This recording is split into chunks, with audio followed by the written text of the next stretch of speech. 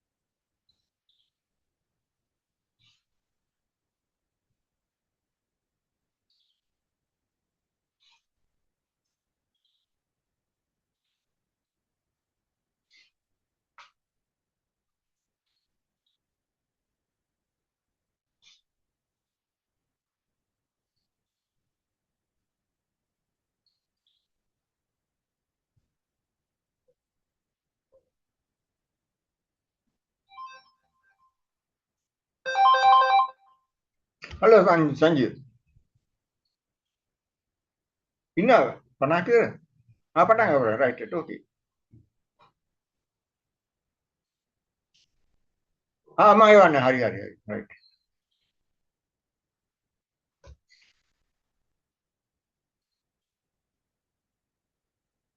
Shall we start?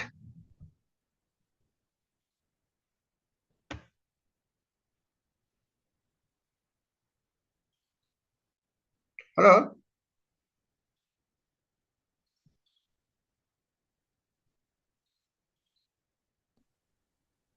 Hello, Hello? sir. Yes, Shall I start? yes, we will start. Right, okay. So today, actually, I am Engineer Wimalasena Gamage, former past president of IESL, as well as I am retired from the Irrigation Department and Director of Irrigation. And presently, I am working as a litigator as well as arbitrator. So now today we are going to discuss the ethical conducts, right? Wait a minute.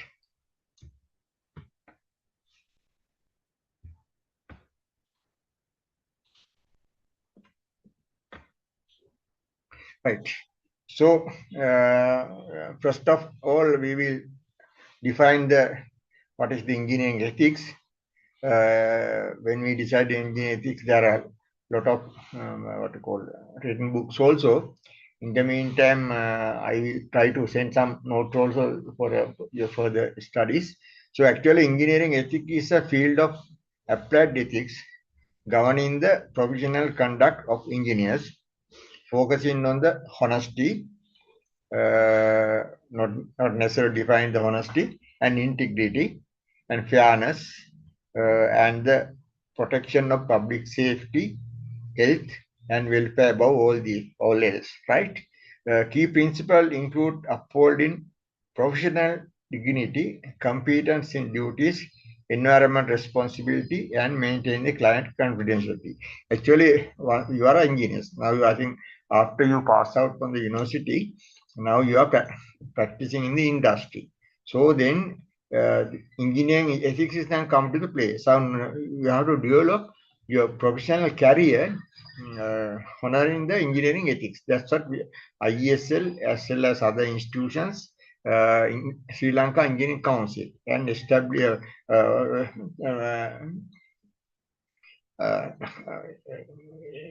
engineering council already defined the ethics. So these ethics we are going to discuss.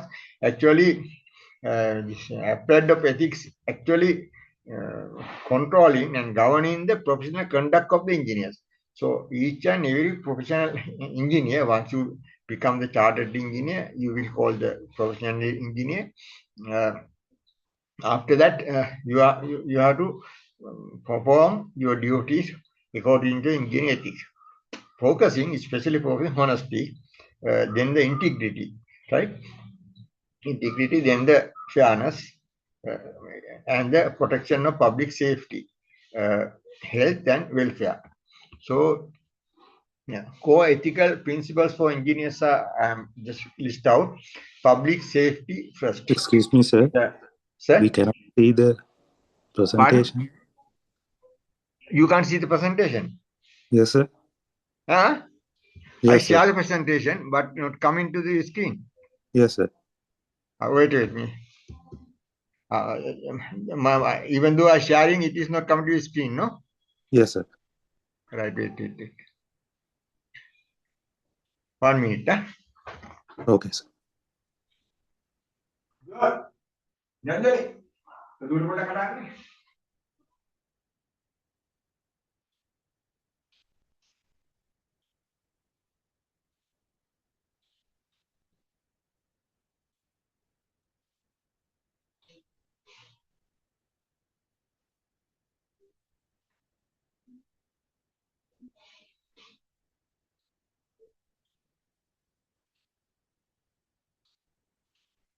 ඉන්නවද? ඈ? එතන ඉන්නවද?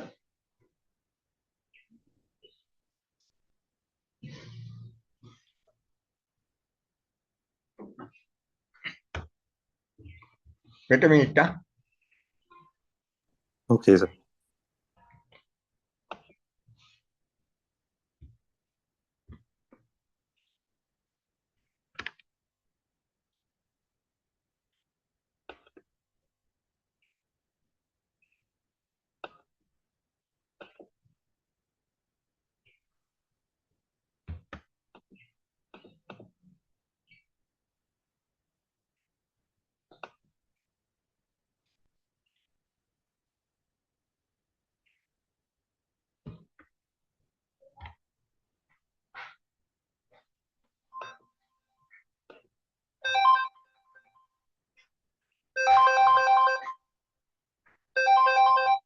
Hello අපට ඉන්න මේ share වෙන්න screen එක පොඩ හදා ගන්න කලේ.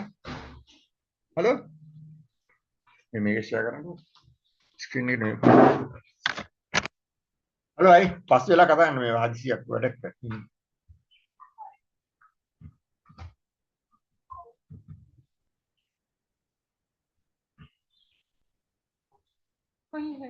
මේක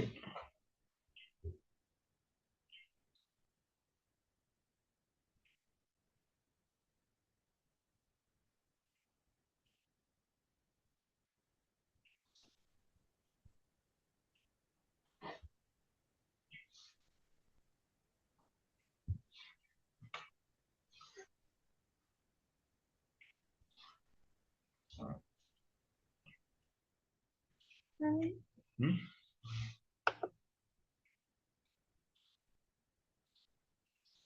Oh.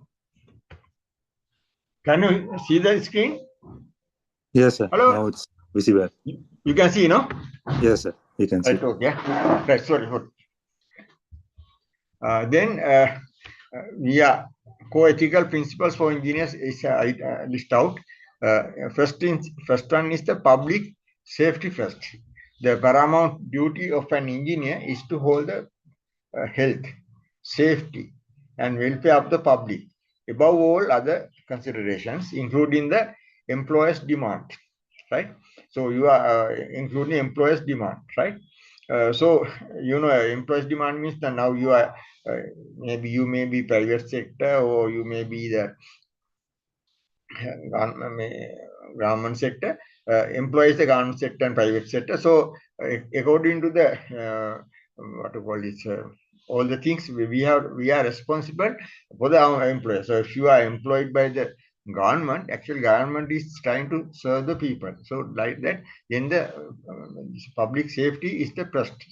We are doing. Then the your integrity and honesty. Engineers must behave truthfully. That is integrity and honesty, and avoiding the bribery and corruption. The honesty means that you have to avoid the bribery and corruption, right? In the meantime, integrity means that engineers must behave truthfully, right? That is the main thing. And the conflict of interest in all professional dealings. The conflict in interest I will discuss during the lecture. The professional dealings. When you are dealing the professionally, you have to forget about the conflict of interest. That means, so for example, now you are engineer of the division or somewhere. In the meantime, you are trying to award the one of the your contract to your brother. That is a conflict of interest. So that's what it is here. Right? Then the competence. Competence means nipunatave. The professional must only undertake tasks for which they are qualified. So that means that mechanical engineers cannot do the civil works. Civil engineers mechanical, if unless they qualified as a mechanical engineer or civil engineer, that's all. And electrical engineer. So you have competence in your field, whether civil, mechanical, building service engineers, like that. And by education and experience. So you qualified by education and experience because you are qualified as BS engineering in civil engineering specialty. You are civil engineer, like that. Then the confidentiality is essential to keep the proprietary information of the client, so employees secure a standard practice similar to medical and legal professions. So when you are practicing the what to call this, engineering, you have to always should not give out your details and everything. We will discuss in the future. Then employers secures a standard practice similar to medical and legal. So actually we have to obey to your department or your private company, like doctors and medical also same. Then the environmental stewardship. Engineers must strive to minimize adverse environmental impact in their designs and technical solutions. So these things are included in the IESL code of ethics. Then just I put it the signaling, so you will it is very quickly we understand for this thing. Engineer විද්‍යාව වෙන මහ ජනතාවගේ ජීවිතවලට ඍජුවම බලපාන වෘත්තියක් බැවින් ඉංජිනේරුවන් සදාචාරාත්මක ප්‍රතිපත්ති, that ethics singular word is a සදාචාරාත්මක ප්‍රතිපත්ති මාලාවට අනුගත වීම අත්‍යවශ්‍යයි.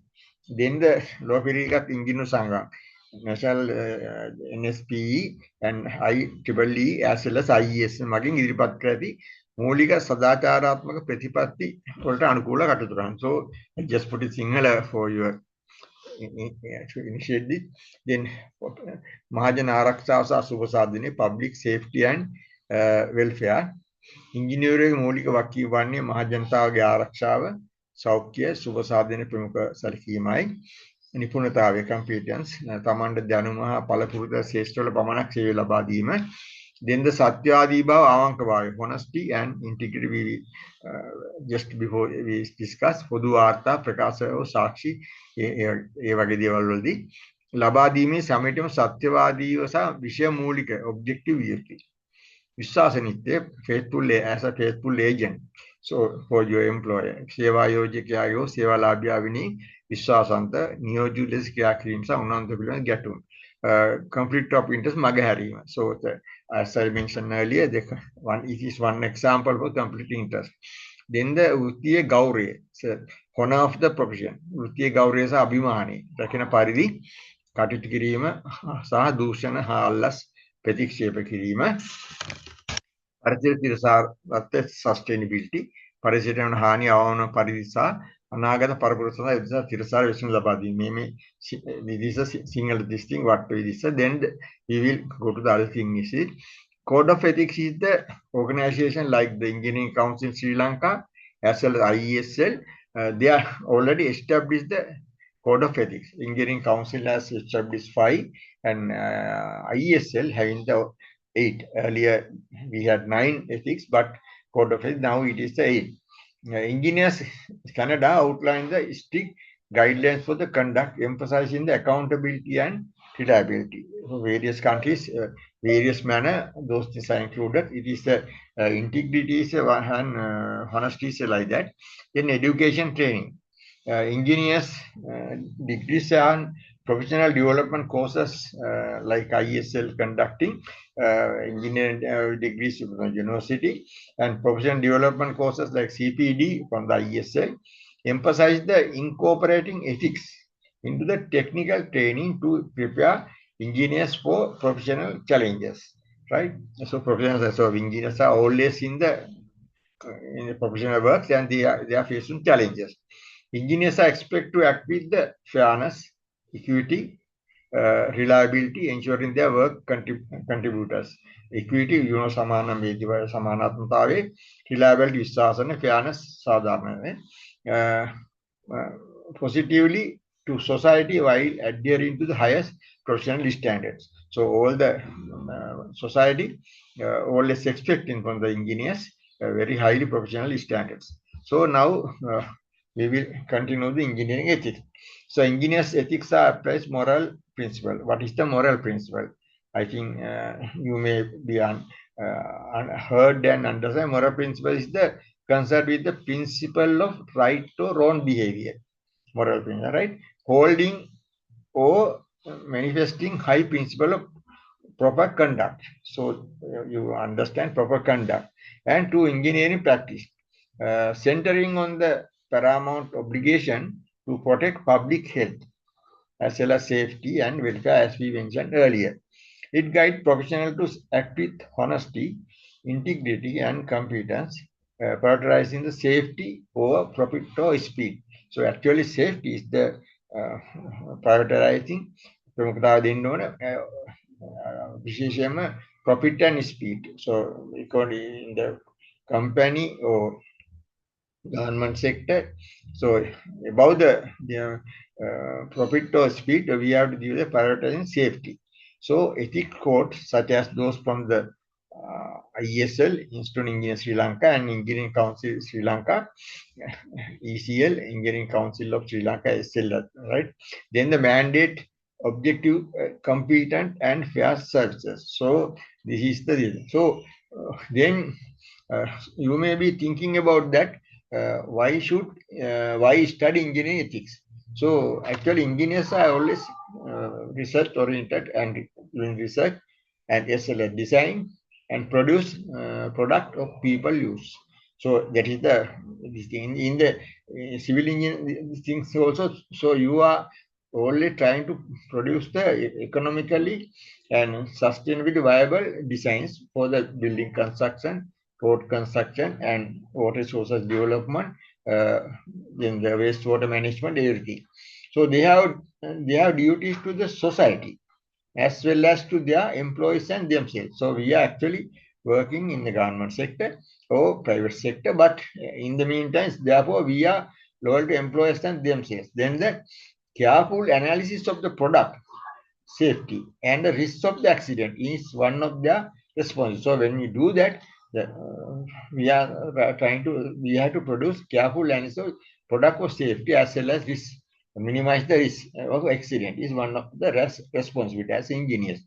In the meantime, news of product failure and associated accident frequently remind us that there is a responsibility have not been exercised.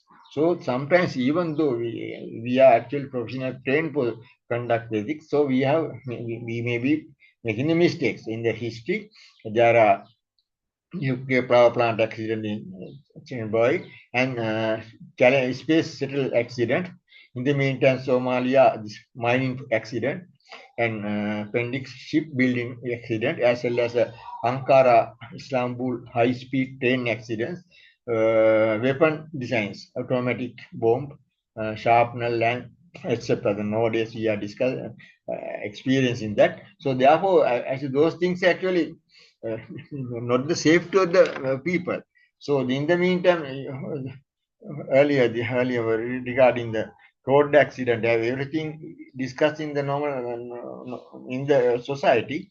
Very recent past the bus accident, everything. So sometimes engineers are blaming, even though sometimes the engineers are done their proper job, but blaming. So we have to be very careful. These cases, the accidents and everything led to an awareness of the importance of ethics within the engineering profession, as engineers realize how their technical work has far-reaching the impact of the society. So very important. So all the this thing reflecting every impact of the society. The work engineers can affect public health and safety and can influence the business practices and even politics.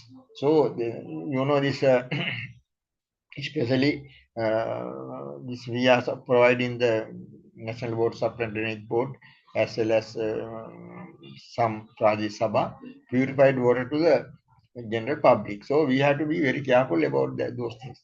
In the meantime, now to maintain the environment protection, all the townships are solid waste management projects are going. So like that, so why these things are promoted, especially safety and of the public health and safety of the general public. Then and the core principles, as we discussed, this is public safety paramount, competence, honesty, objectively, and professional integrity, so those things. Then risk mitigation, involving the cause of sudden great damages of suffering, catastrophic earthquake. So, suddenly, we experienced the IDA, and extremely unfortunate and unsuccessful things. Ethical behavior prevent catastrophic involving of causing sudden and great damage and suffering. So these things are very important. So extremely unfortunate and successful failures caused by negligent designs of ignoring safety warnings. So these things are actually once sometimes we may be there some problems, but thing is people are always thinking like that. So even during that time, this operation of SOS, people are talking various things. So therefore, we have to be very careful. So that is the code of ethics is always have to practice the professional engineer. Then the public trust, adherence to ethical standard ensure trust in the technological systems.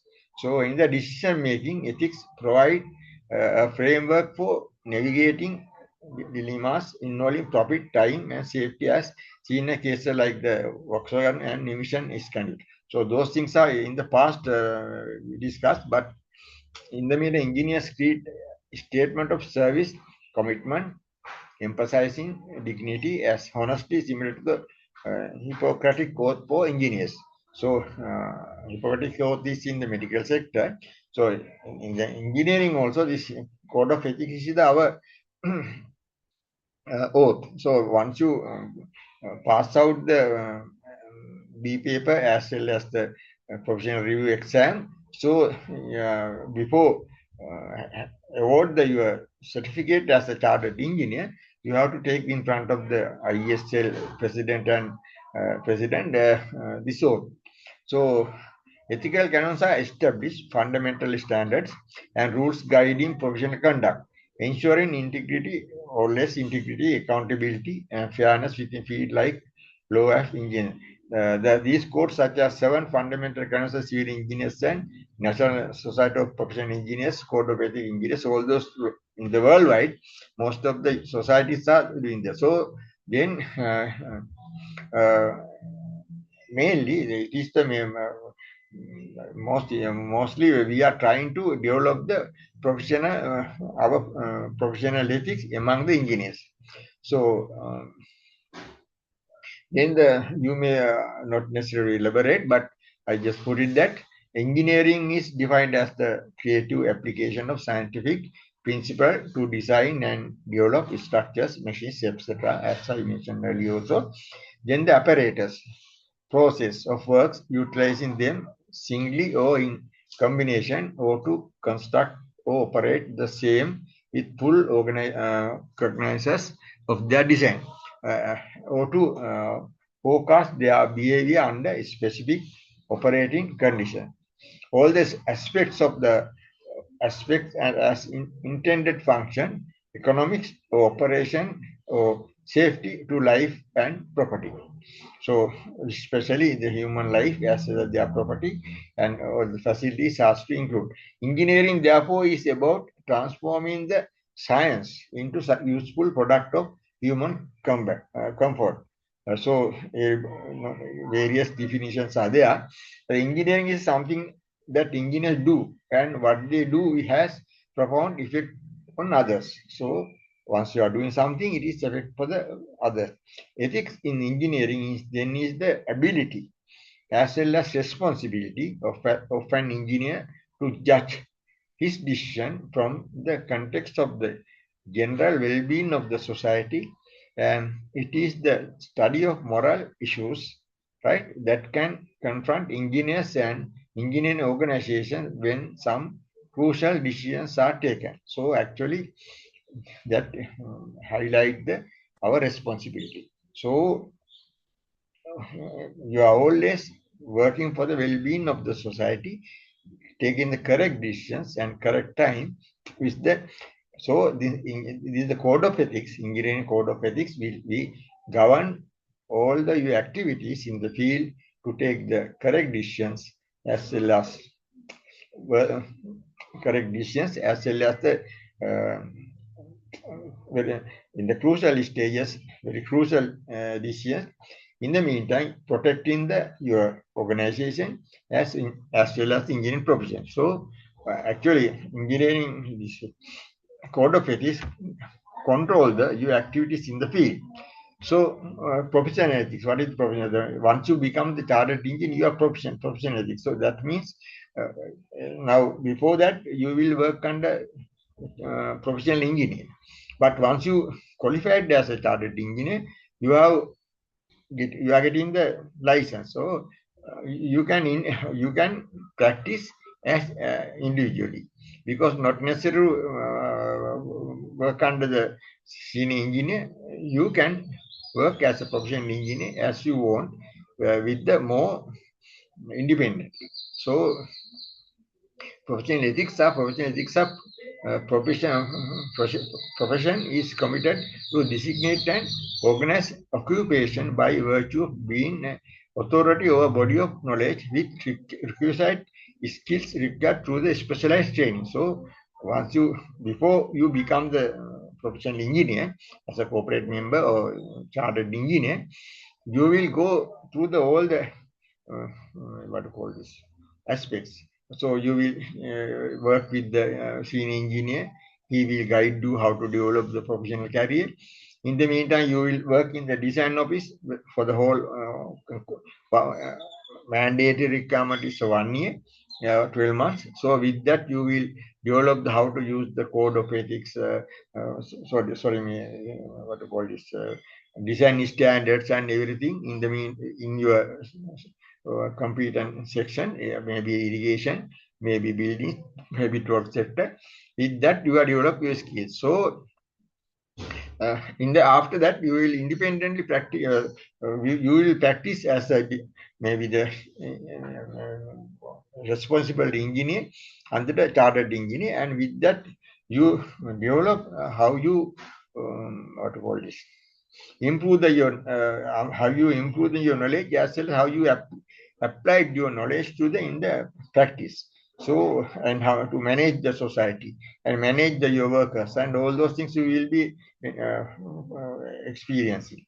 So with that, the with that you are developing your skills. So professionally is a practitioner belong to the specific course also. When you are a civil engineer, you are professional as a practitioner in the civil engineering section and mechanical or electrical or software. The professional ethics are opposed to the personal value and morality. It's a set of ethics, standard and values of the practicing engineers required to follow. So actually it is a professional ethics. So then each and every professional engineer has to follow the same manner maintaining the IESL code of ethics.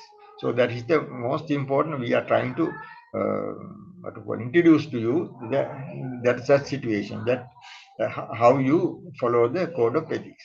It set the standard of professional practice. So each and every professional engineer practice same manner. Same manner with their knowledge and experience, and is only learned in a professional institution such as IESL or while practicing one's own profession. That is the manner that IESL also governing your conduct, right? So various manner you will conducting. So now once you become the chartered engineer, you have to get registered in the Sri Lanka Engineering Council, right? Except in addition to the IESL. So you are getting the what to call license to practice in the industry. So that is the professional engineer ethics are most important. Mainly, yeah, all the when you practice in your engineering in the field, you have to work independently, and then you have to practice same. So each and every engineer is practicing maintaining the professional standard. So ethics in engineering is another this thing. So you may be come across this. Ethics is engineering, then ethics in engineering then is the ability to as well as responsibility of an engineer to judge his decision from the context of the general well-being of the society. So, so you have to judge by yourself what is the action you have taken and the decision. So during the flight time, I think you have to with your knowledge and experience, and you can do some small calculations, and then you can practice especially for the well-being of the society to safeguard the people like that. So it is the study of moral issues that confront engineers and engineering organization when some crucial decisions are taken. So that is the thing. So crucial decisions you have to take sometime, then it is confronting the engineers as well as your organization. Maybe the irrigation department, building department, during the flood time, irrigation is engineers has to play the more prominent role, because I was belong to the irrigation fraternity. That's what I'm telling. Then the engineering research and practice require that the task be performed, considered all the pros and cons of the certain action and its implementation. So this engineering research and practice require tasks being the performed, considered all the pros and cons. So actually, this if you, during the flood season, that actually all the irrigation engineers, when they are doing the reservoir operations, so actually our seniors at the beginning of the construction, they are make the research and studies, and then they establish how to operate the sluice gate, as well as how to operate the flood discharge water spills, everything is practiced. So like Senanaga Samudre, Kotmale, everywhere, it is established a certain practice. So those things are not just put it into the what you call it, as a instruction with the certain research as well as the practicing is in the meter studying. So Nowadays, various flood modeling are applicable, applying. So I think very recently I heard upon the Peterson University that they are regarding the Kotmale operation and how the Gampola town is underwater. So at that time, the way manner they once the gates are open, how it is inundated the various places like that. So those things are now studying, and now in future those things also in the come to the scene. But normally, generally, the irrigation department every for the old and every reservoir that how to operate the spill gates, everything was already established. So professional engineering bodies like IESL, IEEE, ASME, American Society of Mechanical Engineers, and IESL have evolved comprehensive ethics code for relevant to their respective professions based on the rich experience of their members. So these things are actually uh, gradually developed all the code of ethics to practice the engineering. So independent organizations like National Society of Professional Engineers have prepared value-based ethical codes applicable to all engineering professions. Teaching engineering ethics in academic institution is undertaken by large and through the many. Actually, during nowadays, ethics is not taught to us in the university, but we learn from the IESL and in the industry. But nowadays, universities are also teaching the code of ethics. Then I list out the professional ethics for your knowledge. Profession is the commitment to a designated and organized occupation by virtue of being authority or a body of knowledge with requisite skill acquired through the specialized training. In the meantime, an occupation becomes the profession when a group of people share in the same occupational work together in a morality acceptable way with members setting the following certain ethics codes, and then professional is the practitioner belong to the specific profession like civil engineering, mechanical engineering. The professional ethics are opposed to the personal value and morality. So that is your behavior and everything is not considered, but professional ethics are the including that is a set of ethical standards. So each and every professional engineer practice same manner, and value of the practicing engineering is the required to follow. It sets the standard of professional practice and is only learned in a professional school or while practicing one in own profession. So actually IESL helping you to improve this knowledge. Today it is the essential part of the professional education because it helps students deal with the issues they will face. So the scope of the professional ethics envelops diverse activities like engineering as a social experimentation, as engineers' responsibility for safety, role of engineers, managers, engineering managers and consultants, etc., and right of engineers, our rights, and moral reasoning and ethical theories. In the meantime, responsibility to employ, we have when we work, we are responsible for the employees. So as irrigation engineers are responsible for the irrigation department, private sector also same manner. And in the meantime, responsibilities to the employees as well as global issues and concerns. So we are in a present society actually global. With that issues and concerns, we have to learn. Then they must be performed under standard of professional behavior that require adherence to the highest principle of ethical conduct. So that is the expecting from the professional engineers. All professional engineers, while in discharge of their professional duties, shall follow the IESL code of ethics. So since when you become the member of the IESL, now presently you are an associate member, but very soon you will become the chartered engineer and corporate member. So you have to follow the code of ethics of the IESL.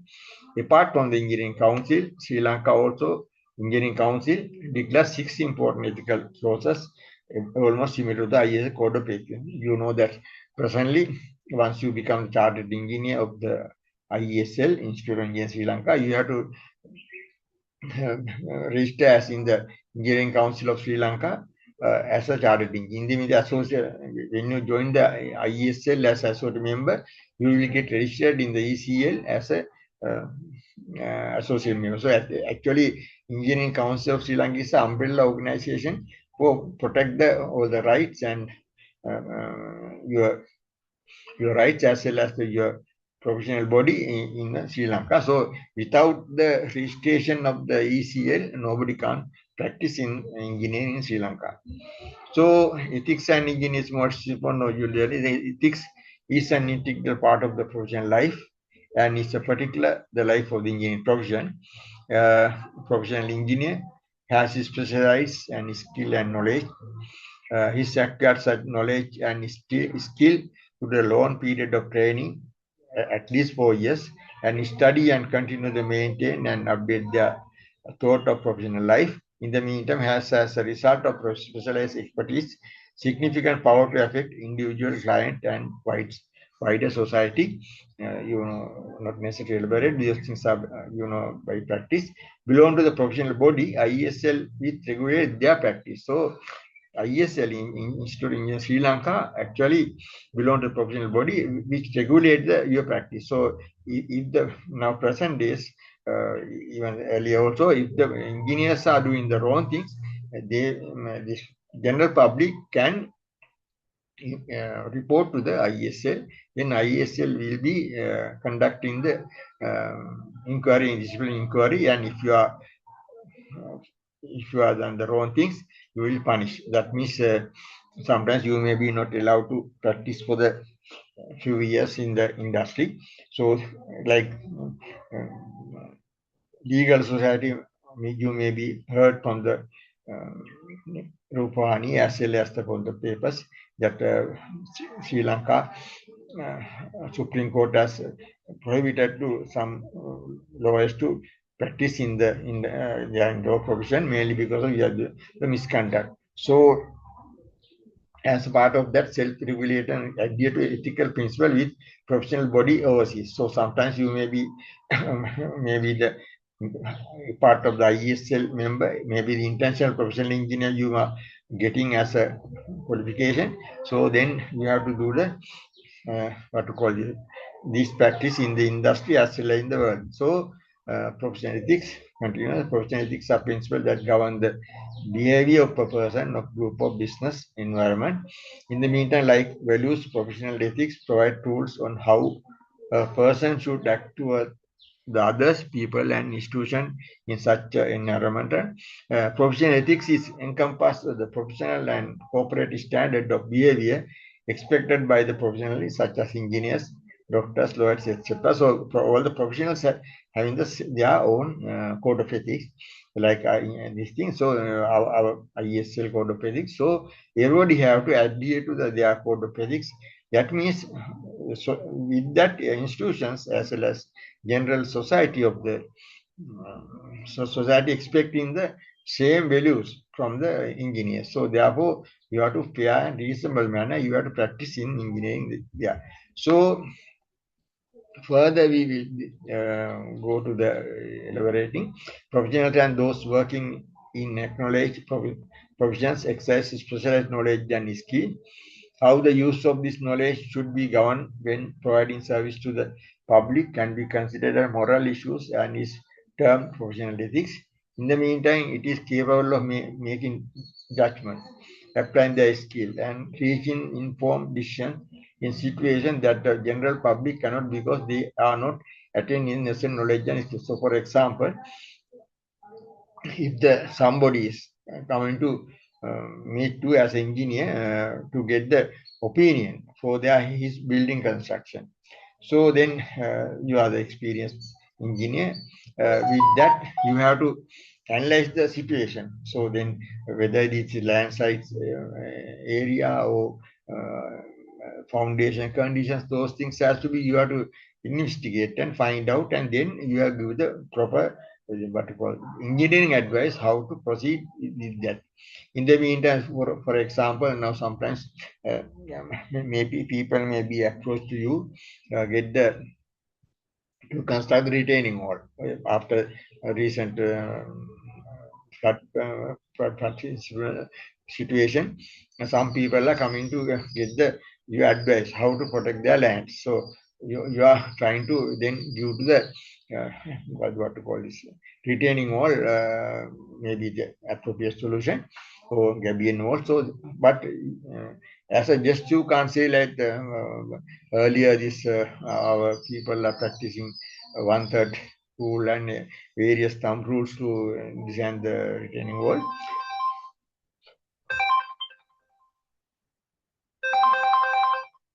Sorry. Hello. ආවද? හරි මම මොනවද කතා පොඩි වැඩක ඉන්න මම කතා කරනවා. ටිකක් ජලි. මේ අර අපේ චාමරාවිල්ල. So one of the earliest example of professional ethics is the Hippocratic oath to which medical doctors still medical doctors are like that. So then ethical conduct of engineering profession as dictated by the ECSL, Engineering Council Sri Lanka. So I just list out the ethical conduct.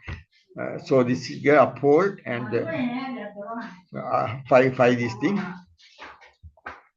So then these things are uphold the highest standard of professional conduct, including honesty, integrity, fairness, reliability, and trustworthy. So same thing IESL. Then hold paramount the safety, health, and welfare of the public and act with the concern to minimize adverse effect on the environment in application of engineering and ethical situation. Perform professional services only in the area of their competence while accepting responsibility of their professional advice, decisions, and activities. IESL Code of Ethics number 3 also saying 5. So avoid all conduct of practice that deceive the public of their employment and not be influenced in their professional discharge of duties or conflict of interest. In the meantime, those 5 are not attempt to damage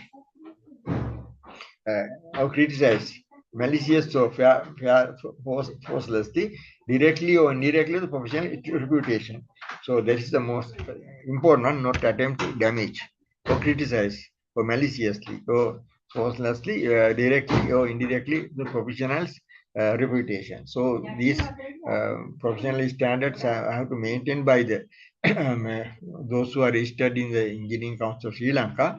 It is actually almost mirror image of the IESL. So these 5 you have to be keep in mind, mainly because you are practicing engineering in the Sri Lanka society. Then we will come to the engineering ethics, ethical violation, senior engineers or junior engineers. Professional engineers should have balanced knowledge on both technical matters as well as engineering ethics. In the meantime, engineers who work neglecting ethics create additional problems to society. Right? Then there are a lot of example engineering workers related tragedies happen as a result of neglecting engineering ethics by engineers in their decision-making process. So this recently Haiti Regency Hotel workplace collapse, Union Carbide accident, and Bhopal are most some suitable example. The present practice is instead of discuss their disaster analysis, the case by case in teaching. So actually, you know this. So not Kotmale, 1985, this 86, I think a Kantali disaster. So those things are actually engineering ethics failures. So those things are you can read history and find out what is happening there. So then, those 5 are the Engineering Council of Sri Lanka admitted and published as the ethical conduct of engineering for professional. In the meantime, now we are going to discuss about the IESL Code of Ethics. It is most important for your exams. So ECL 5 ethical codes also you have to keep in mind. It is almost identical with the IESL as a mirror image. So I think you may download the IESL Code of Ethics from the IESL website. So then,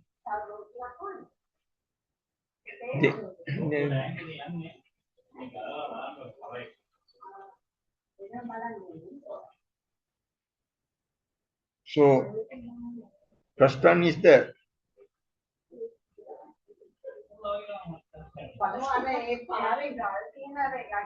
IESL Code of Ethics Clause 1 is the main concern is about the people, your society. So this public, you can read that public service is a fundamentally a public trust, requiring official to place constitutional, ethical, and legal obligations above personal given. It involves delivering essential services, fostering accountability, and ensuring the transparency to maintain the public trust. Core principles including acting with integrity, as mentioned earlier, and upholding the evidence-based truth and prioritizing the community service. So, according to the first IES Code of Ethics, so coming the subsections are truth, service to public, and then standards, conflict of interest, conviction, advice, whistleblowing, dishonesty, and dialogue. So those things are the under close on. I think for the exam, you have to keep in mind what is the truth, service, and public, all those things. So this is most important. So dialogue. So what is that? When you come to dialogue, right?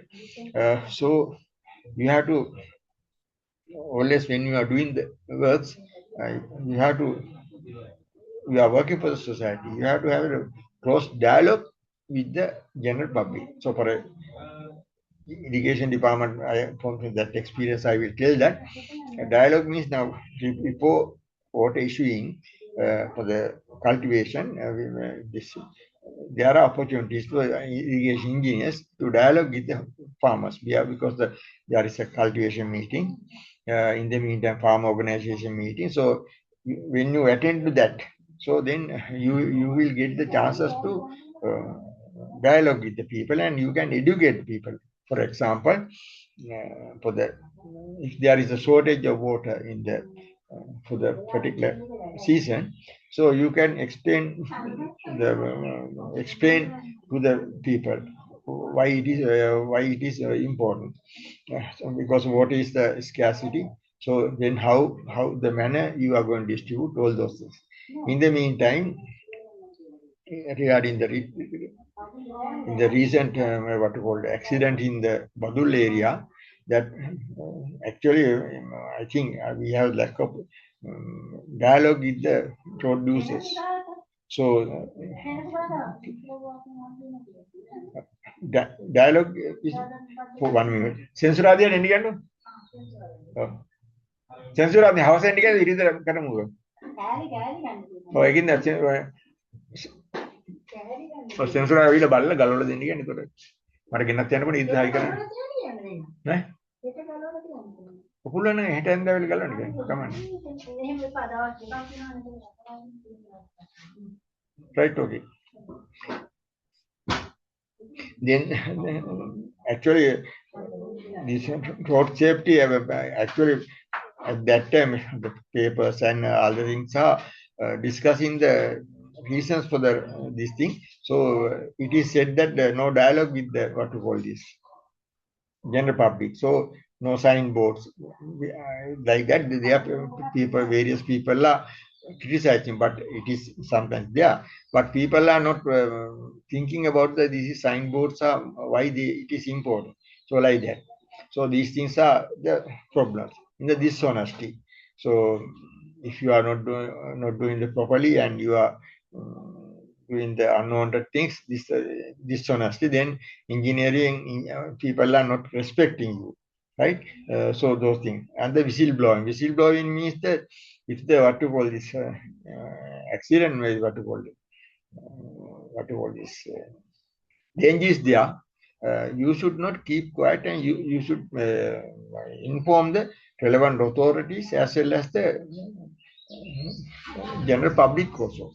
So whistleblowing is like the term itself, whistleblowing telling the real this thing. So then you are given, you are advising as well as you are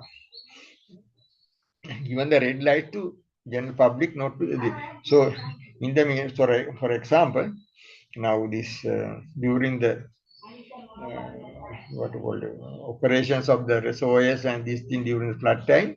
So we are always giving the information to the general public. That is one way. In the meantime, advice. So advice is this advice is not necessary. And conviction is you have to convince the conflict of interest. I already mentioned that conflict of interest means labadiyavangata sampradaya. That means now you are employer, your brother or sister or your father is a contractor, you should not entertain them in your office to do the contracts. So that is the thing. The standards. Standards are, when you do the construction, all the standards are there now. So concrete standard, how to measure the concrete, how to measure the aggregates, so those standards are there.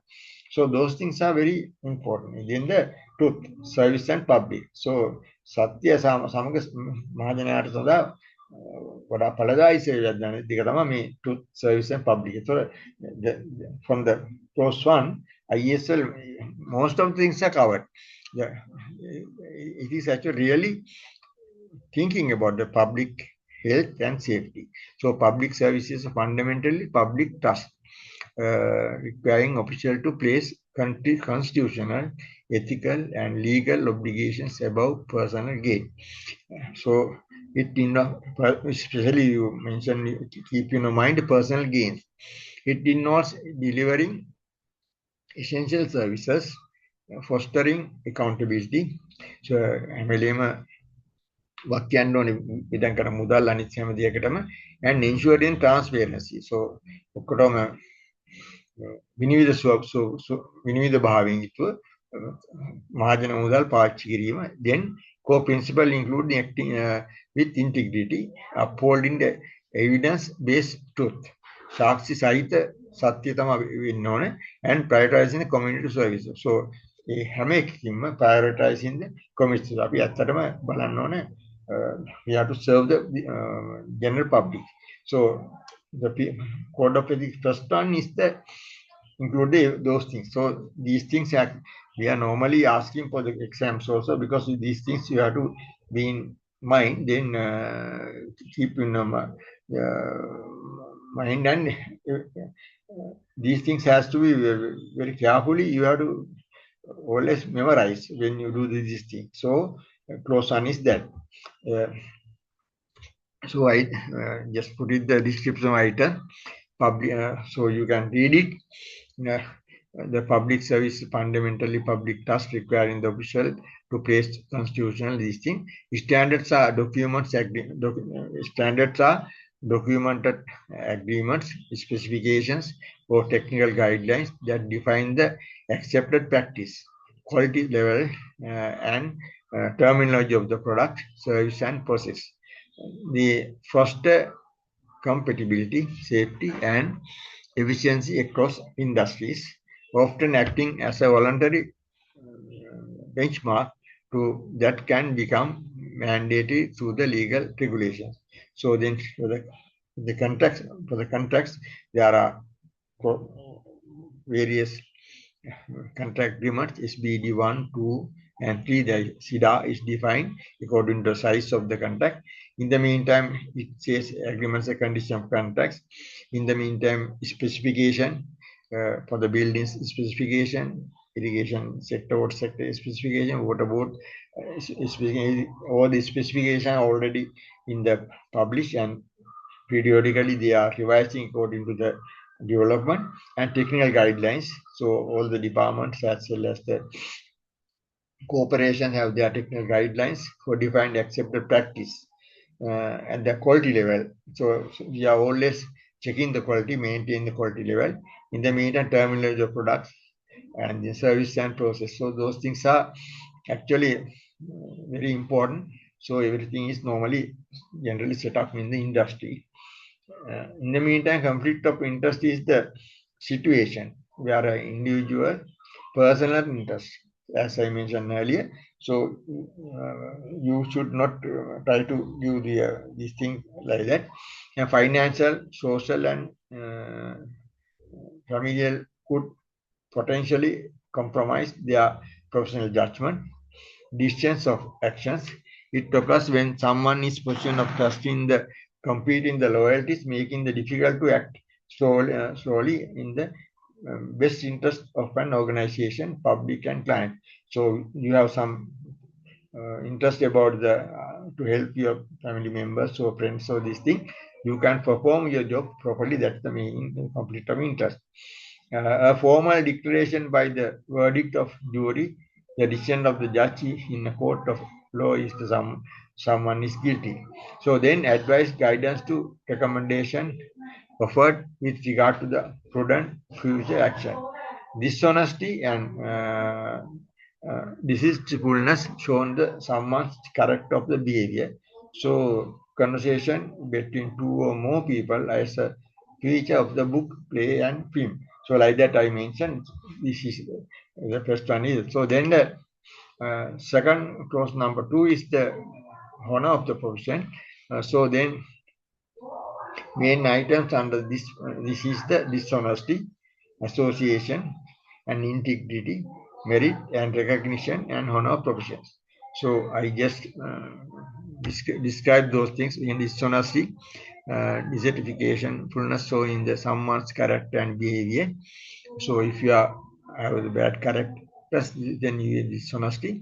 In the associations, a group of people organized for a joint purpose. So that means a group of people. So when you take the decisions in your regarding your this thing, when you practice the engineering in your institution, it is better to have the always discuss with your other engineers. So when you are work in the drawing of what the design office, always our seniors, those just practitioners, they are directing us to do, share our findings as well our design values and everything with our own colleagues. So we will discuss and then come to the with the agreement, and then we go to the seniors to present these things to get their concurrence.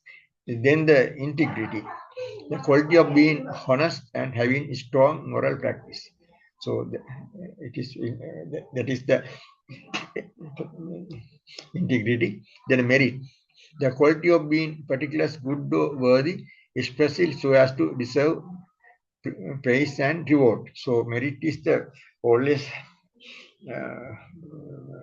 developing the professional standards. So sometimes these, the engineers, they actually sometimes conventionally they are not doing the same design, but new practices are introducing during their course of design office. So those things are merit.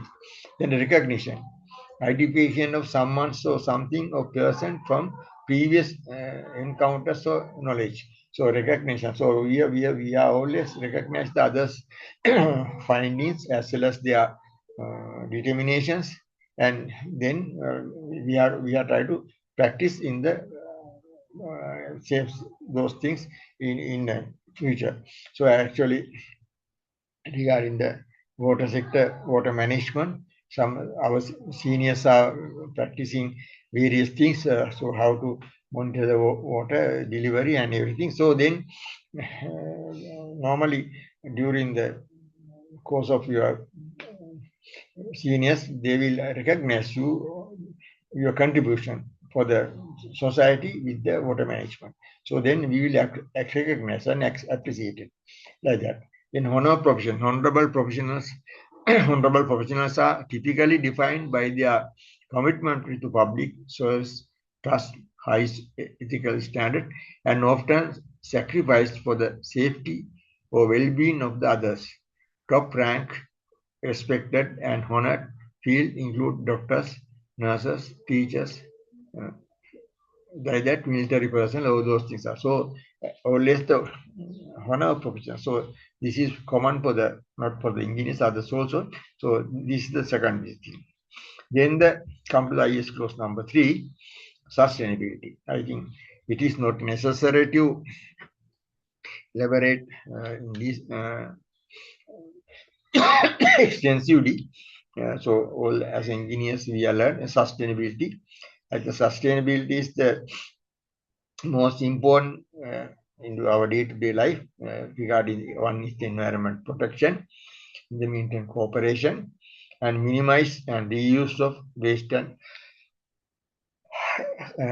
safe disposal and conservation. So conservation is the minimize and reuse of waste and safe disposal. Minimize the use of or reuse of the waste as well as safe disposal. So always this sustainability means that our what to call the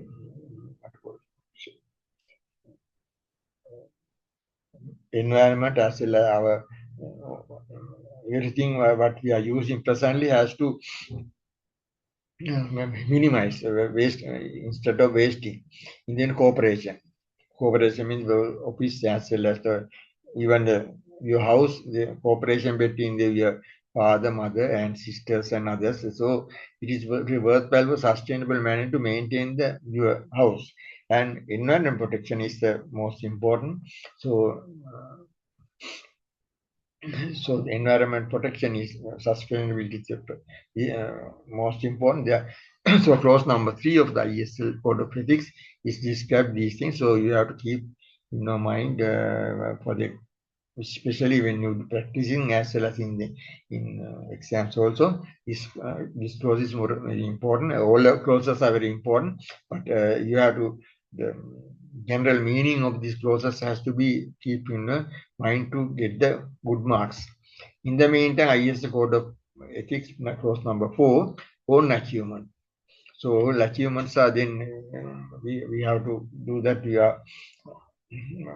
have to free with the bribery, corruption, and allegations. In the meantime, undercutting, attempt to supplant and undercutting. So you know this undercutting is not necessary to elaborate. Our people are sometimes our own topic engineers are doing that. So in the misrepresentation, so misrepresentation actually some engineers are sometimes without the charter. Yes, sometimes he signed the documents or the design notes and other things for the town councils as well as Pradesh Sabha. So those are the misrepresentation. In the meantime, you are telling that you are working in the irrigation engineer or maybe the buildings engineer, but sometimes you may sign the document of electrical engineering documents also. So recent past I can remember this regarding the solar energy. When the panels are established to a roof, so electricity board need the certificate of the engineer, chartered engineer, to get what we call panels are can be capable to get the loads and everything. So sometimes even the civil engineers are signed. So then there was a later they corrected it for the building service engineers. So like that.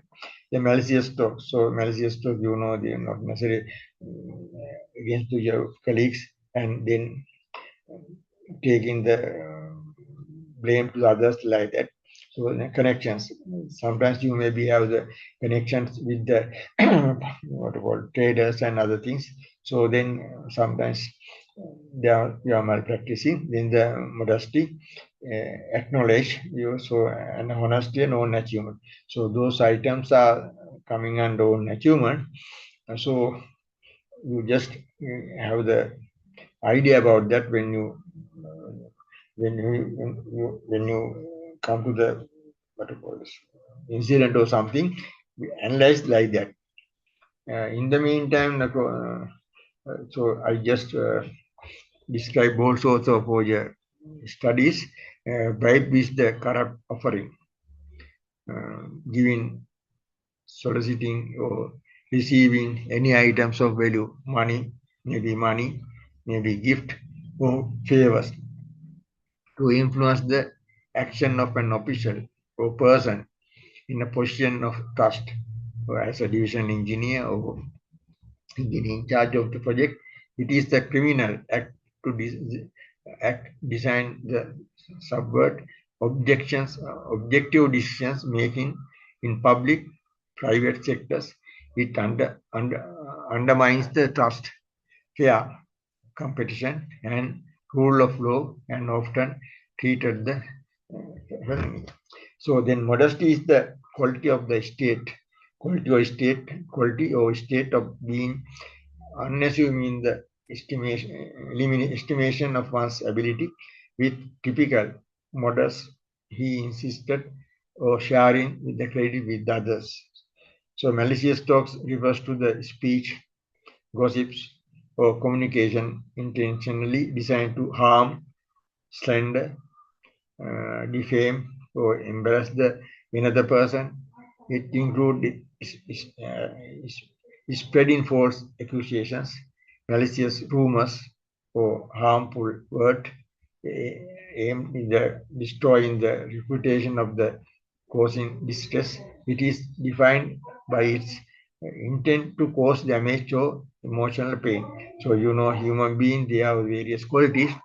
So therefore, you have to avoid those things. That's what the malicious talk. Then honesty is the core moral virtue characterized by the truthfulness, integrity, sincerity to both in both actions and words. It goes beyond the merely avoiding the encompassing the fairness, trustworthiness, and being authentic and oneself or others to build foundation for trust to relationship and promoters mental being well-being.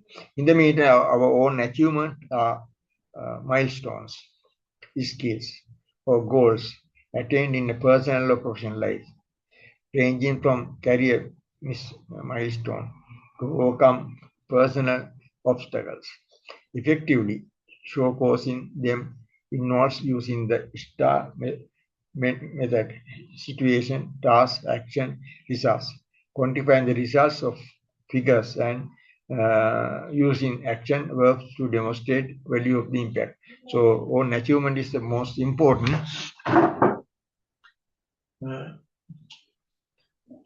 So as a irrigation engineer, I know that when we work in the rural areas, when the crop is successful during the season, so how the people are appreciating the contribution for the successfulness of the cultivation is very important. So it is more than worth the accused salary like that. So therefore, even after you leave in the particular project, they are reminding you how you contribute to their society. So those things are, I think, you keep in mind. If we ask about the clause number 4, we have to mention that.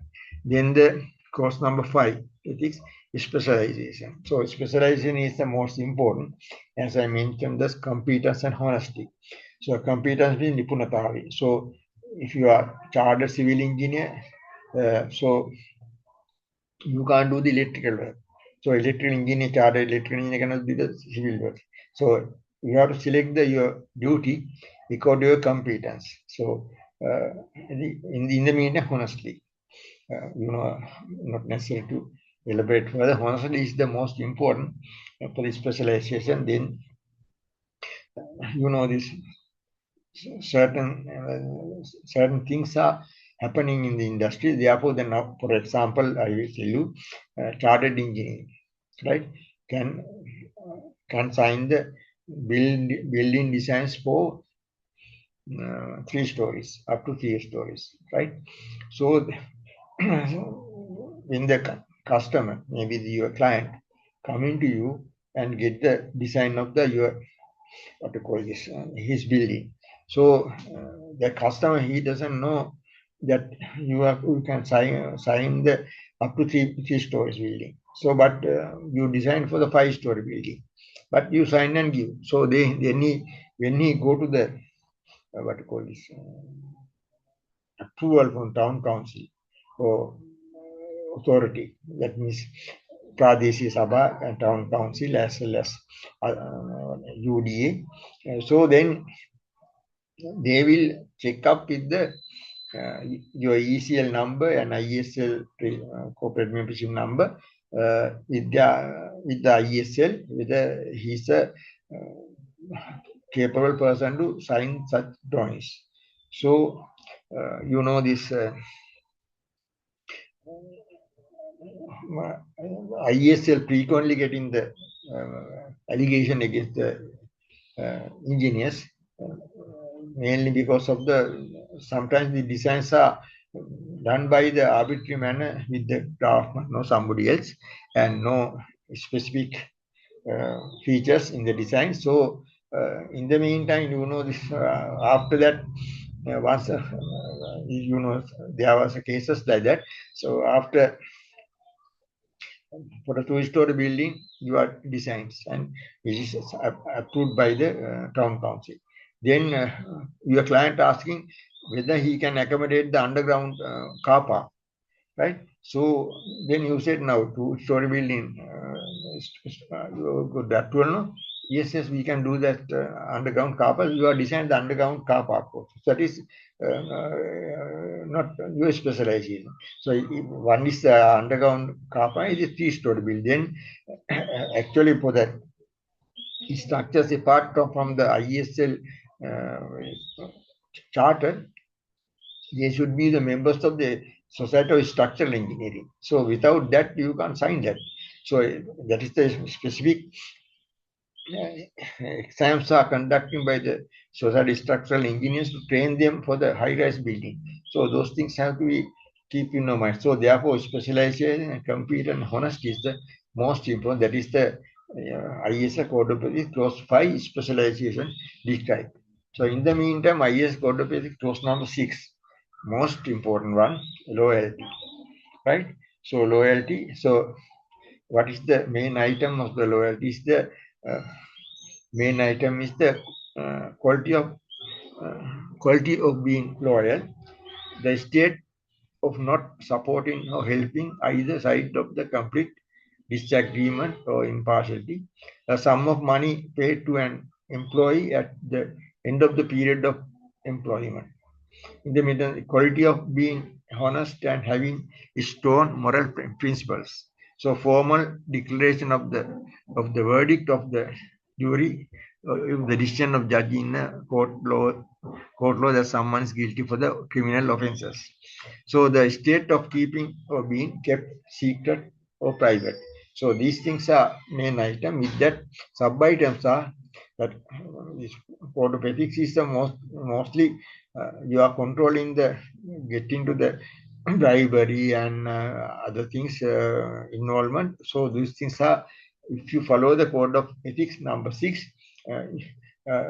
under the sub item loyalty, neutrality, integrity, bribery, confusion, integrity. So those things you will save. So actually most of the cases our engineers are getting to the problems mainly because of this violating the clause number 6.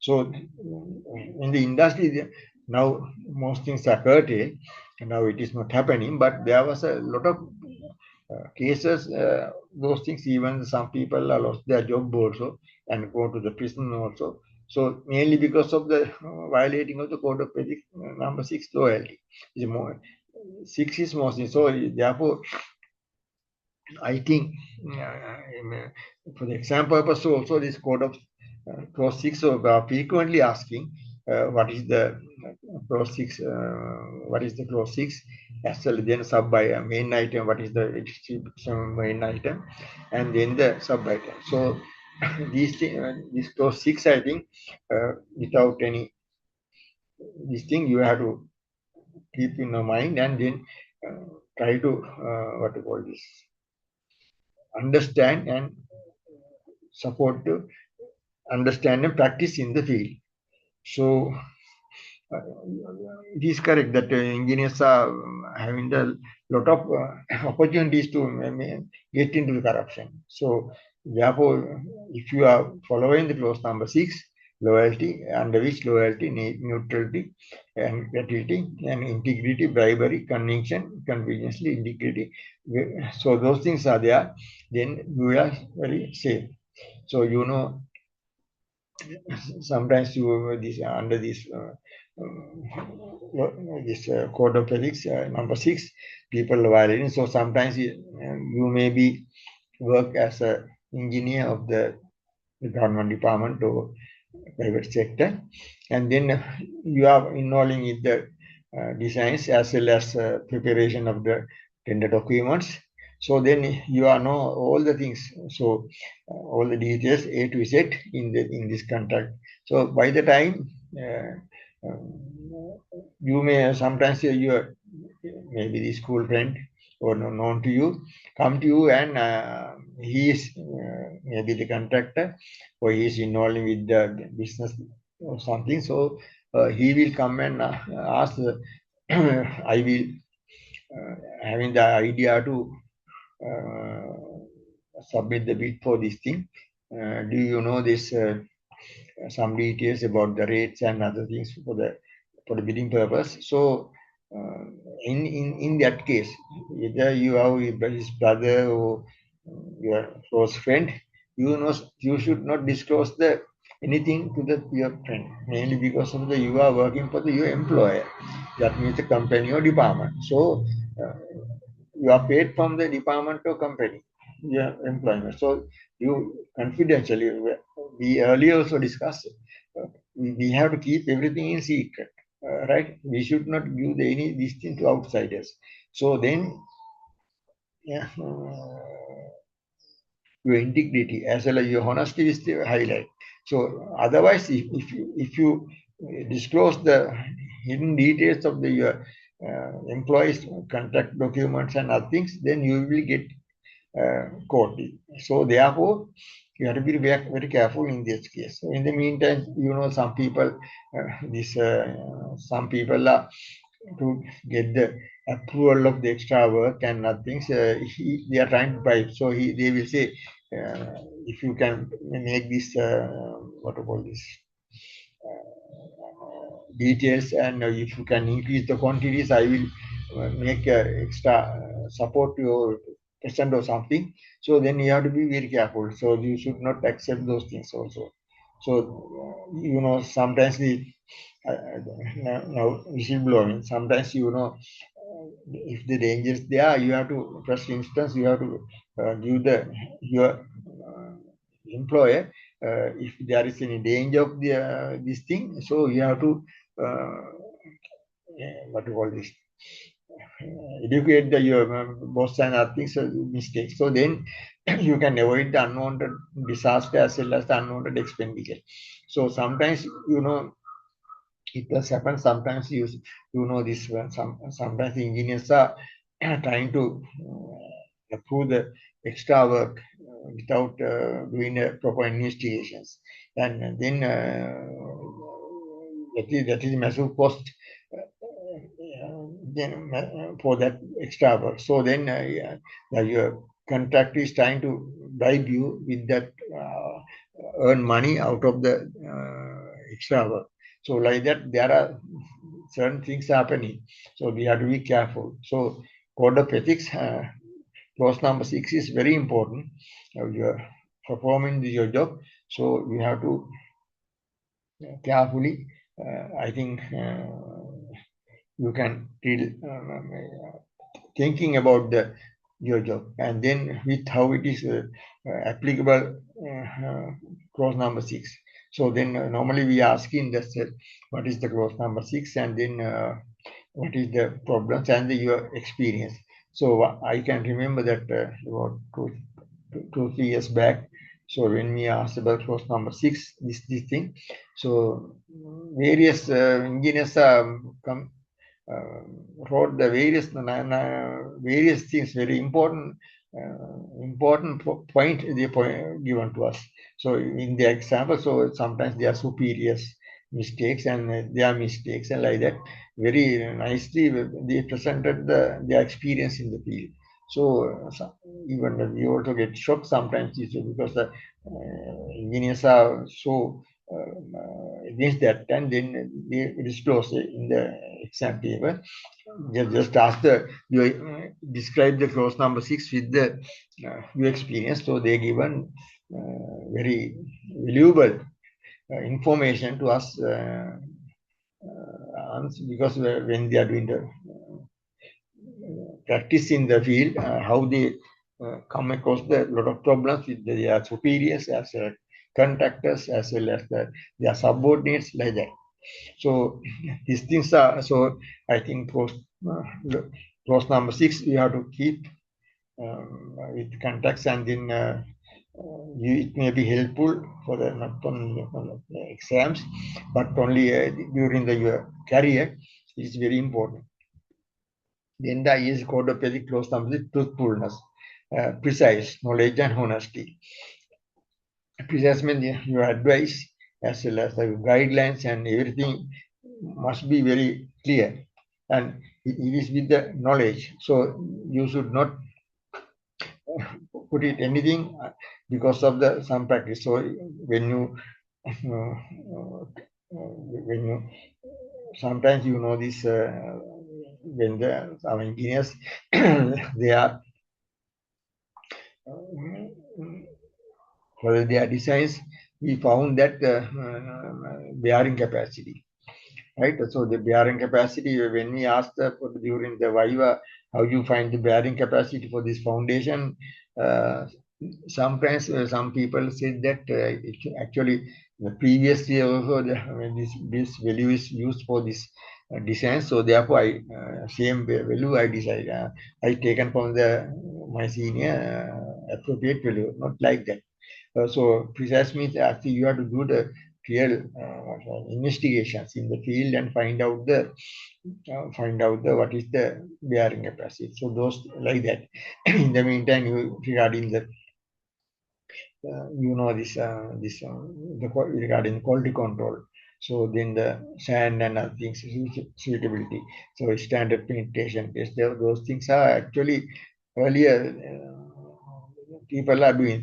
Lab facilities are available in the department as well as even private sector also in the universities and in the meantime RDA. So we have to use those resources to get the precise values of the your designs and I think in the meantime knowledge.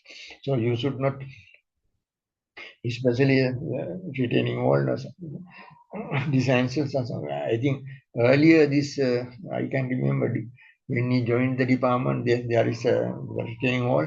There is a various sections introduced by our seniors mainly because of with their experience. So sometimes this we should not adhere to the same way section of retaining wall, but we have to do the little bit investigations for the foundation, etc. In the meantime, available material and then very economical designs. So those things are very useful. So with the knowledge you have to introduce. So then, in the meantime, now if there is a collapse retaining wall, you have to answer. So you have to tell if you done the good job, it will never collapse. So like that, with the precise knowledge, with precise findings, and with the knowledge, you have to do that. The honesty means this. Unwantedly, you must not what to call this. Do the designs. Everything is you have to justify the need of the industry and like that civil engineering concern. I think regarding the electrical and I think also same. I don't have much experience about the electrical and mechanical, but mostly economical we are designs we have to do that with our knowledge as well as our experience. So code number 7, clause number 7 is very important for this. So this also keep in mind, right? Then come to the clause number 8 is the most important, continuous professional development. Continuous professional development main item, lifelong learning and involvement. So lifelong learning means as engineers, we have to improve our knowledge as well as must improve our subordinate knowledge. And we have helped the subordinates. So this in the industry, mostly our engineers, they are actually unable to get the charter in due time. That means any engineer who pass up from the university after employment within certain, what to call this, certain period, 4 years, mandatory 4 years is the requirement. The design, 12 months design experience, then the miscellaneous experience, as well as regarding responsible experience, like that 48 months or more. So sometimes this most barrier to the people to become the chartered engineer is the design. So then we discussed with them what is the problem. So they are telling. So once our engineers come for the uh, professional review exams, so we are asking why you are so delayed to get this sit for this professional review. So they said that sometimes they couldn't get the place in the design office uh, due to the various reasons. So sometimes some seniors, uh, because of the shortage of engineers, they are not releasing them to in the appropriate time to do the design. So that is not that. So he must help.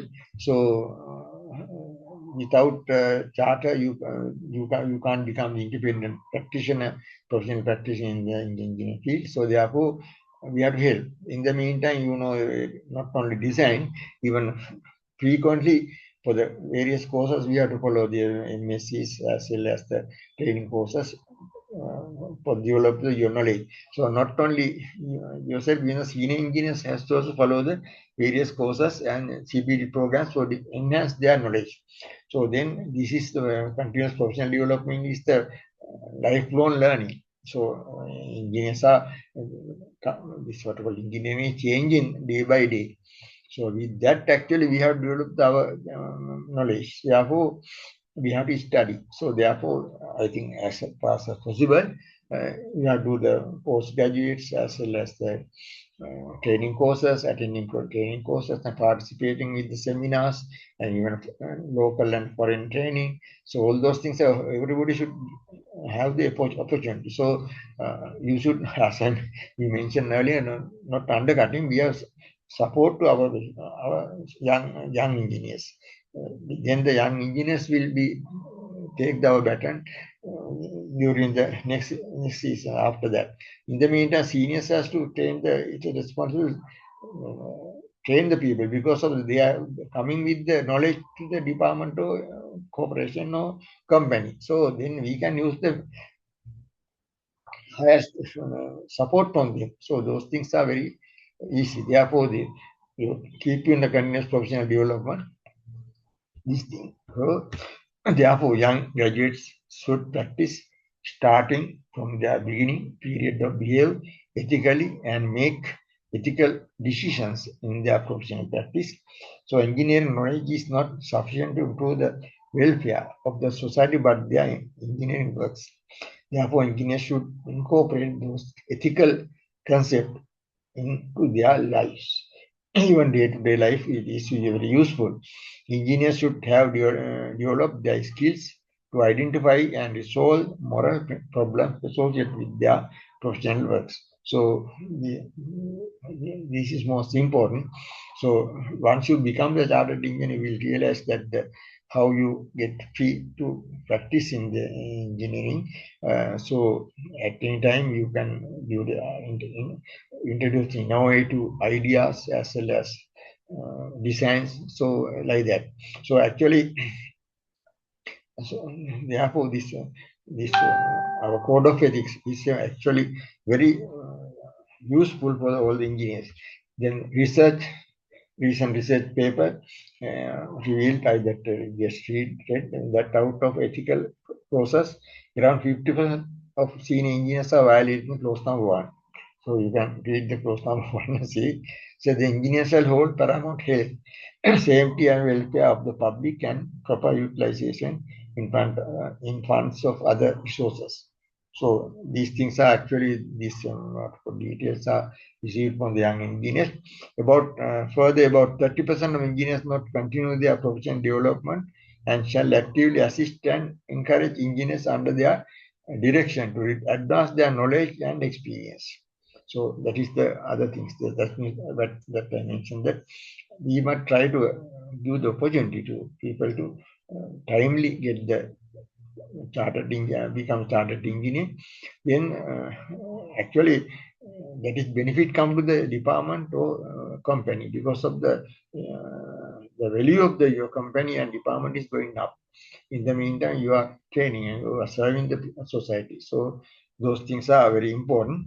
In the meantime, about 13% of engineers, closing number 6, code number 6, engineers shall apply their skill and knowledge in the interest of their employer or client, or whom shall act in the professional matter. So then actually clause number 6, regarding that, it is found that 13% of engineers is sometimes not applying their knowledge, skill and knowledge in the interest of the employee and the department or company interest. We have to work always, because you are paid from out of the public funds, so company funds, so you have to work for the client or whom shall act in the professional matter. So it is more important. Then about 5% of engineers violate clause number 2.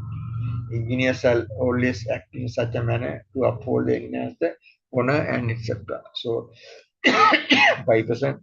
So then if you are violating clause number 2, you are actually losing your professional integrity, as well as you are losing the respect from the society. Some senior engineers are responsible for most identical ethical violations. So those things are actually the survey young engineers gave the details. So actually, once you become the senior engineer, corporate engineer, you have to follow this ethics, this thing. Sometimes not insist contractor subordinate to implement safety procedure. So that is also in the industry. You can see that when we ask from the during the professional review examination, some engineers are, they are not bothered about that. So you have to be careful about that, because of the clause number 1 see the paramount importance of the safety of the public. Therefore, we have to do this, right? Then the public faces inconvenience due to the environment protection. So environment protection always very important. As irrigation engineers, we know the difficulties. So in the recent past also, you may be heard from the papers how the regarding the reservation, get it back to department, how the engineers are getting the pressures from the various parties. Less supervision of engineers leave the site before work is completed.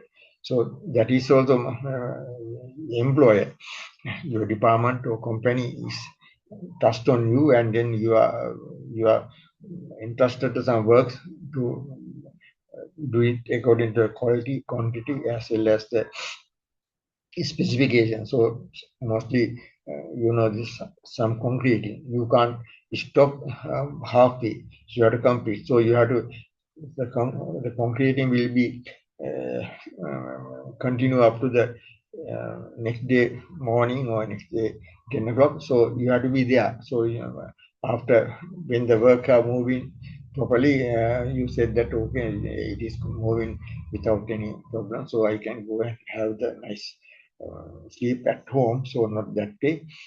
You have to work there, be there. So those things are this operation must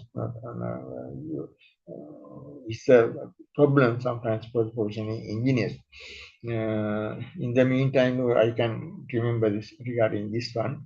So when the university second year vacation training, so we were in the Mahali. So then all this what to call this private company, they are doing the concreting of the Polgola tunnel.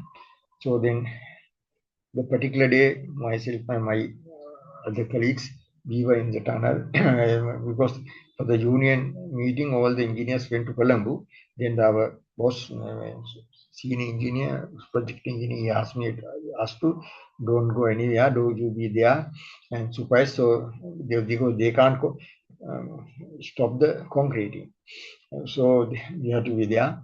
And then they specifically said so before unload all the concrete load from the belting plant itself, they asked me to check the asked us to check the quality, the slump test as well as the cast concrete cubes. So then the full night, both of us were there till the seniors are coming. So we checked the slump test throughout that, and then because the contractor also he is known that senior engineers are not there, so they are trying to not follow the same procedure. So there are 2-3 instances the loads are not failed some test. So we were not hesitating. We rejected the sometime if the some test is failed, so we rejected the load because earlier our seniors so done that. So then the contract is actually very angry with us, but however, after 2-3 loads visiting, so they realized and we also like the seniors following the same manner. So then we correctly do that. So actually when the senior engineer, project engineer once he returns, he heard about that 2 loads were rejected. So he said, okay, that's good, you have done your job. Don't hesitate. I will look at any problems like that. They encourage us to continue the same manner. Some engineers use site laborers and machineries for their private works. I think very recently it was in the papers also about 2 years back. And some engineers extend their support to advance their knowledge and experience, but finding the shortfalls of young engineers. Actually, the young engineers, we have to guide. So senior engineers always has to guide the young engineer because they are like our sons and daughters. So therefore, we have to always help to improve their skill and doing the proper things. So those things are very important. In some cases, assign the mechanical work to civil engineers with extra payment while young MEs are available in the house. So these things are happening especially in the government sector. It does happen. So we experience because this at that time this for the mechanical engineers very difficult to get the charter.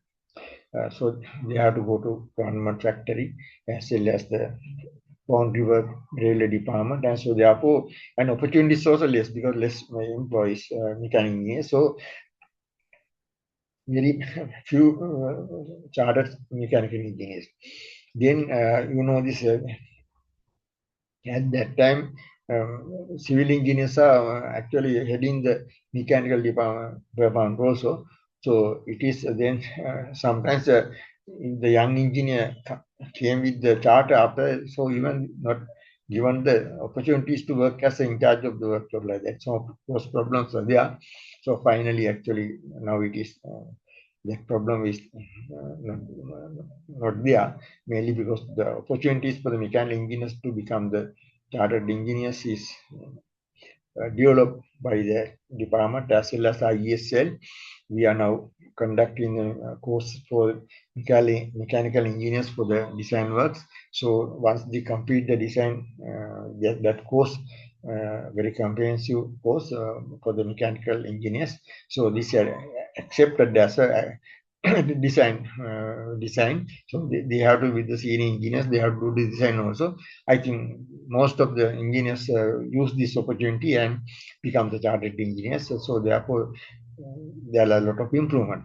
So some places young engineers have alternative novel proposals from burning issues, but not given time to even to listen to him and press to implement his or his subordinate proposal. So actually, these things are normally coming because of the young engineers are having the novel ideas. So even our senior engineers earlier those days, they are actually encouraging us to even find out the very appropriate solution for the problem regarding the, this when you in the education department at that Mr. Punraja for the spills. So they are morning glory spill and those things are actually introduced by our engineers because reading the books and following the various courses, various books, especially so they are trying to practice that. So the opportunities are given to improve those things. So in the spill designs also, when this piano type spill designs, they are those like that. So therefore, actually, in respect of the irrigation sector water management, I know these young engineers are they are doing a very good job in the field with their experience and interest. So those things we have to encourage as well as that other knowledge we allow them to disseminate to the other engineers, senior engineers as well as their subordinates as well as the colleagues. So then those things are very important for the development of the engineering profession. So like that, then signing and sealing of the engineering design notes and the drawing without checking in fundamental issues related to the practice of engineering. So earlier this designs is doing by the building designs, especially our government and other things, and therefore sometimes we are without any checking, we are just signing to get the money. So that is wrong. So now actually, if there is something wrong, so you are responsible because when you put your signature with this thing, you have to give the what to call this. He is responsible for the designs, notes, and everything. So like that, those things are very important. In the meantime, it was found that unethical for engineers to seal engineering document not prepared by him. That's what I mentioned. Even town council and these things. So some people are practicing that. So now it is mostly most places it will stop mainly because of the unnoted problem. Ultimately, you will get into courts. So engineers shall hold the paramount health, safety, and welfare of the public and proper utilization of funds and other resources. And engineers shall continue their professional development and shall actively assist and encourage engineers under the direction to advance their knowledge and experience. Are two clauses and code of ethics are predominantly violated by senior engineers and other responsible agencies. So those things have to be well considered. Then the unethical acts of senior engineers may be adopted by junior engineers. If you are doing the wrong things, then your young engineers do the wrong things. Therefore, you have to always act in the proper manner. Further research can investigate deeply about these issues. So during the annual induction ceremony of new corporate members, IESL give the oath reading IESL Code of Ethics, and that is to practice during the career. So that is the most important. So once you get the professional qualification, you are getting independently work in any places. So in the meantime,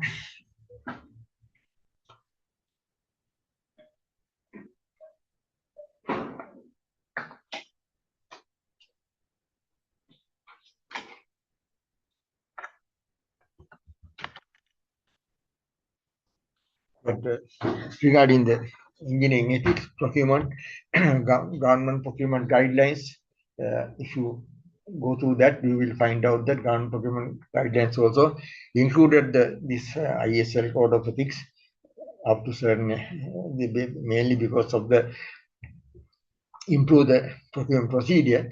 So confidentiality, parties associated with the procurement action, namely suppliers, contractors, and officials, shall ensure that they are maintain strict confidentiality throughout the process. Regarding the ECSL course, ethics clause number 6, in the mean corruption, the officials in procurement action not abuse their powers, and official abuse one's position of paramount action to derive benefit for oneself, one's close family or business association would be deemed to be engaged in a corrupt practice. So it is mentioned in the procurement guidelines. conflict of interest. Officials shall declare that they shall remain without the conflict of interest throughout the process. Should such a compromise situation arise, the officials declare his or her interest of disassociation herself from the process. So those things are included in the government procurement lines also. No gift or inducement to be accepted. Officials shall refrain from receiving any personal gain from any procurement action. No gift and inducement shall be accepted.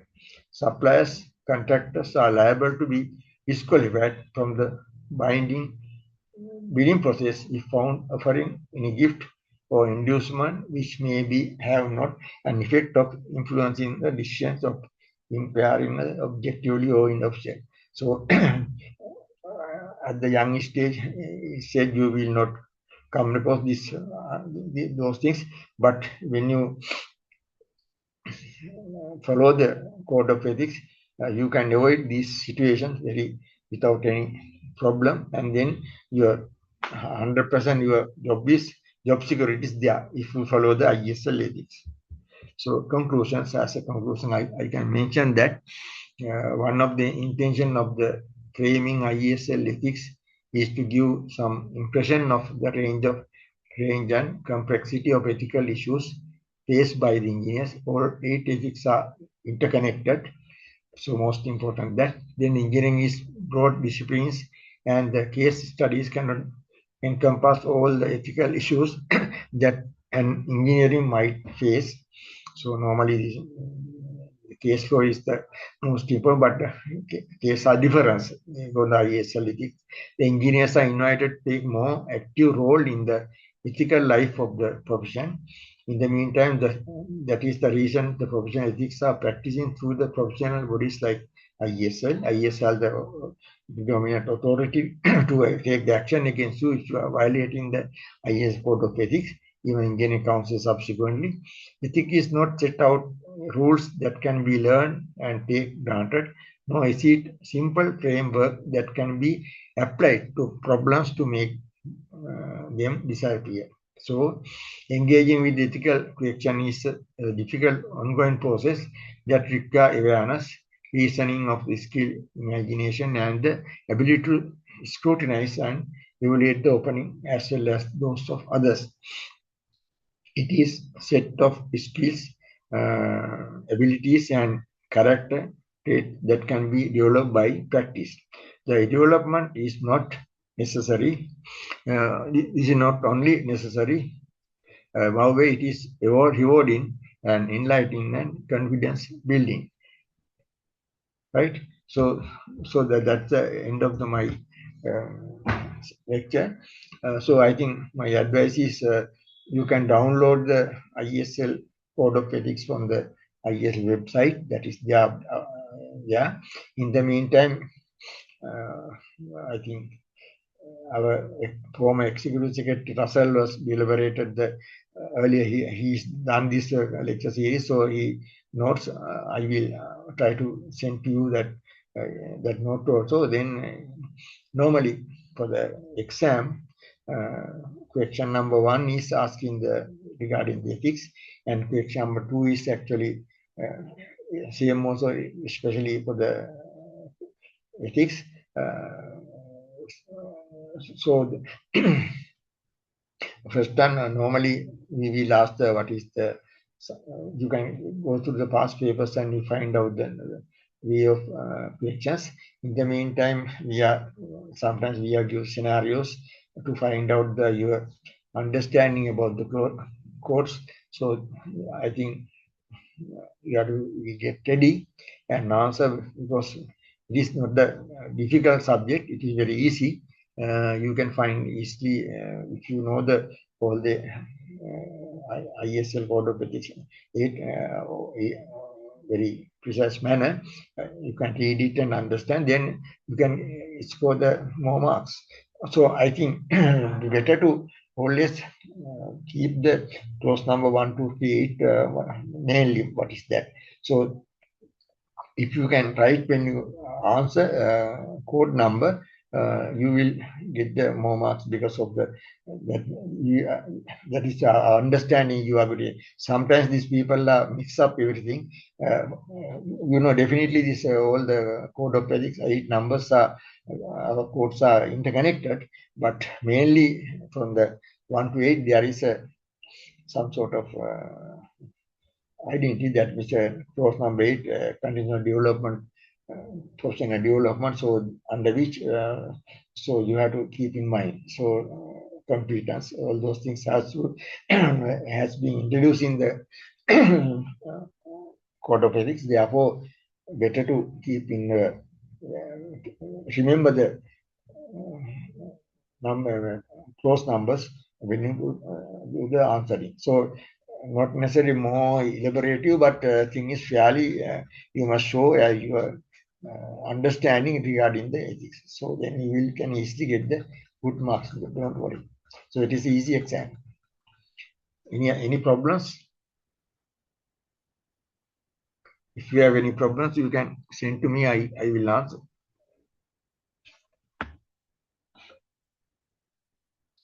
Then we will conclude this session. So this note I will send to the IESL tomorrow. Okay.